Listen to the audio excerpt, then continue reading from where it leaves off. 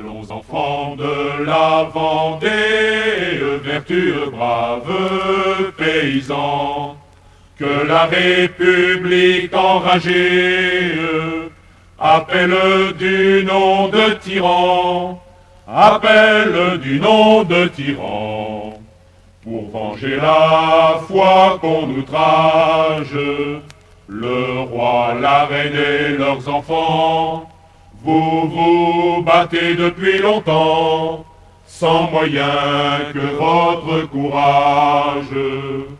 Redoublez vos efforts, vous vous battez pour Dieu. Frappez, frappez. Les manuels scolaires distinguent trois phases de la terreur. Une première crise avec les massacres de septembre 1792, une deuxième qui débute avec la loi des suspects de septembre 1793, une troisième avec la Grande Terreur ordonnée par Robespierre, juin-juillet 1794. Avant 1792 et après 1794, la terreur est inconnue. Or, l'analyse historique prouve que la terreur constitue l'épanouissement d'une politique qui l'a précédée et qui s'est poursuivie bien au-delà de la chute de Robespierre. La Révolution française est un bloc, disait Clémenceau. Dans ce bloc, on cherche en vain le respect de la loi, le culte des libertés, les valeurs de concertation et le sens du dialogue démocratique dont on assure imperturbablement qu'ils sont nés à cette époque. Les États généraux, convoqués par Louis XVI en août 1788, s'ouvrent à Versailles le 5 mai 1789. Au départ, chacun des trois ordres, clergé, noblesse et tiers-état, se réunit séparément. Mais le tiers, sous la pression de sa minorité activiste, se déclare le mandataire de toute la population. Le 17 juin, il se proclame Assemblée nationale. Le 20 juin, serment du jeu de paume.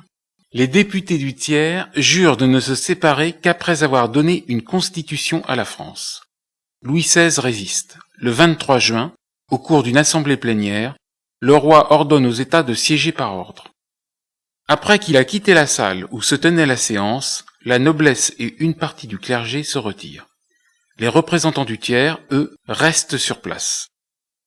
Nous sommes ici par la volonté du peuple, rugit Mirabeau, et nous n'en sortirons que par la force des baïonnettes. Les baïonnettes ne viendront pas, car le roi transige. Le 27 juin, il demande au clergé et à la noblesse de se réunir avec le tiers-état. Née d'un coup de force, la révolution politique est faite. La souveraineté ne réside plus dans le monarque, mais dans l'Assemblée nationale. Dans la pratique, cette assemblée est dominée par des bourgeois ou des nobles. Le peuple, dont Mirabeau se targue, n'a pas donné son avis. De mai à juillet 1789, constate Jean Tullard, la révolution bascule dans la violence. Le dérapage dans le sang ne date pas de 1792, mais de l'été 89. L'effondrement de l'autorité et les difficultés d'approvisionnement de la capitale, la récolte de 1788 a été catastrophique, provoquent une atmosphère tendue. Très vite, la situation vire à l'émeute. Le 14 juillet, contrairement à la légende d'Emmanuel, la Bastille n'est pas prise par une foule spontanément mobilisée. L'opération est menée par une bande d'agitateurs à la recherche de fusils et de munitions, entrés par la porte que leur a ouverte le gouverneur Launay. En guise de remerciement, celui-ci est assassiné. De la vieille forteresse, que l'administration royale voulait déjà démolir, sont extraits, en fait de victimes de l'absolutisme, 7 prisonniers, 4 faussaires, 1 libertin et 2 fous. La légende a fait de cette péripétie un haut fait d'armes.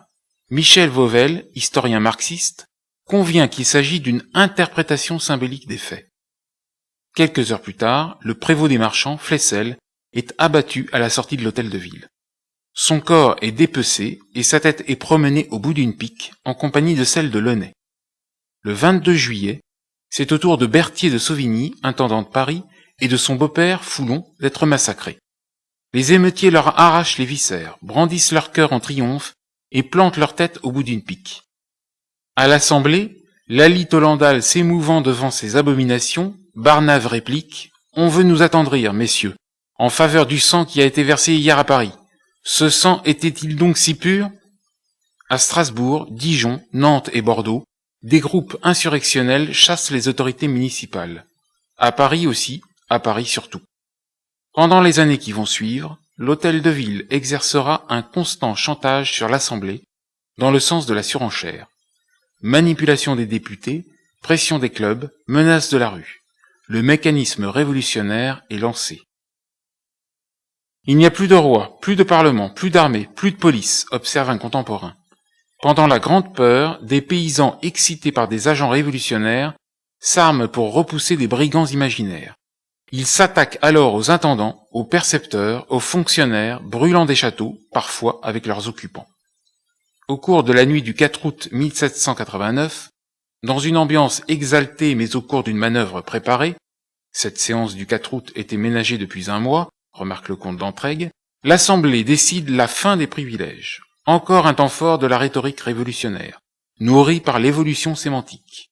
Car ce n'est pas seulement l'égalité devant la loi, réforme que Louis XVI n'avait pu réaliser, qui est adoptée.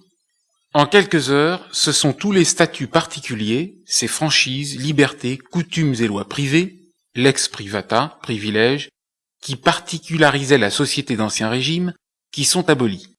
Un coup de rabot législatif aplanit la condition des Français, à quelque milieu qu'ils appartiennent. La révolution sociale est faite. Alors que la Constitution est en cours d'élaboration, l'aval de Louis XVI reste nécessaire. En septembre 1789, les modérés pour qui la Révolution est terminée échouent à faire accorder au roi un veto absolu. Seul un veto suspensif est adopté. La stabilisation du mouvement qui s'est mis en marche s'avère impossible. Les 5 et 6 octobre 1789, initiative qui, une fois de plus, n'a rien de spontané, la foule se déplace à Versailles. Des gardes du corps du roi sont tués, leur tête est portée au bout d'une pique. C'est un nouveau coup de force. Le roi, qui n'est plus libre, est conduit aux Tuileries. L'Assemblée s'installe dans la capitale. Depuis le 23 juin, le roi et l'Assemblée, ces deux pôles du pouvoir, se faisaient face. Ils sont désormais surveillés par un troisième pouvoir, apparu le 14 juillet, l'émeute. Au cours de ce mois d'octobre 1789, la municipalité parisienne établit un comité de recherche chargé de traquer les conspirateurs, et le docteur Guillotin présente une invention de son cru, appelée à un grand avenir. Enfants de la Vendée, vertueux, braves paysans, que la République enragée appelle du nom de tyran, appelle du nom de tyran, pour venger la foi qu'on outrage, le roi, la reine et leurs enfants. Vous vous battez depuis longtemps, sans moyen que votre courage. Redoublez vos efforts, vous vous battez pour Dieu. Frappez, frappez, le monde entier fixe sur vous les yeux.